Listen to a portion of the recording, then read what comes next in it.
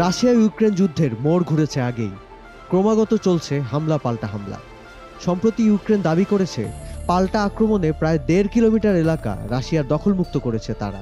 এর কদিন আগেই মস্কো দাবি করে কিয়েভের এই আক্রমণের প্রচেষ্টা গুঁড়িয়ে দেওয়া হয়েছে, ইউক্রেন সেনাবহরে ঘটেছে ব্যাপক প্রাণহানি। তাহলে সত্যিটা বলছে কে?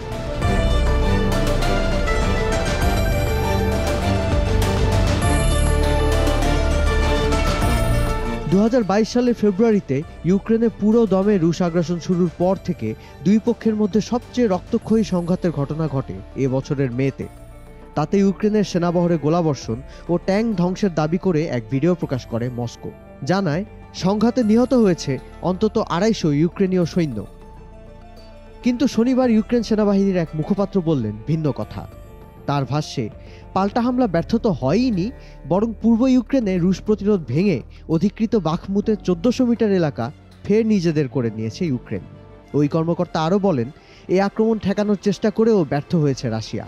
ব্যাপক ক্ষতিগ্রস্ত হয়েছে রুশ সেনাবহর ও সমরাস্ত্র। এ দাবিতে সমর্থন দেন ব্রিটিশ প্রতিরক্ষা মন্ত্রীও। এ দাবি আসলে কতটুকু সত্যি সে ব্যাপারে নিশ্চিত হওয়া যায়নি। পুরোদমে পাল্টা হামলা শুরুর কথাও নাকচ করে দিয়েছে কিয়েভ। বলছে আক্রমণ শুরু হলে তা কারোরই চোখ এড়াবে না। তবে যুদ্ধক্ষেত্রের আশপাশ থেকে ব্লগাররা জানাচ্ছেন রাশিয়া ইউক্রেন যুদ্ধক্ষেত্রে প্রথমবারের মতো জার্মান ও মার্কিন অস্ত্রশস্ত্রে সজ্জিত বহর দেখা যাচ্ছে। তাই যদি হয়, এর মানে পাল্টা আক্রমণে নেমেছে ইউক্রেন। রাশিয়া ইউক্রেন যুদ্ধের সর্বশেষ তথ্য পেতে ভিজিট করুন prothomalo.com। ফলো করুন আমাদের ফেসবুক পেজ ও YouTube channel. Iftekhar Ahmed, desk report, Prothom আলো।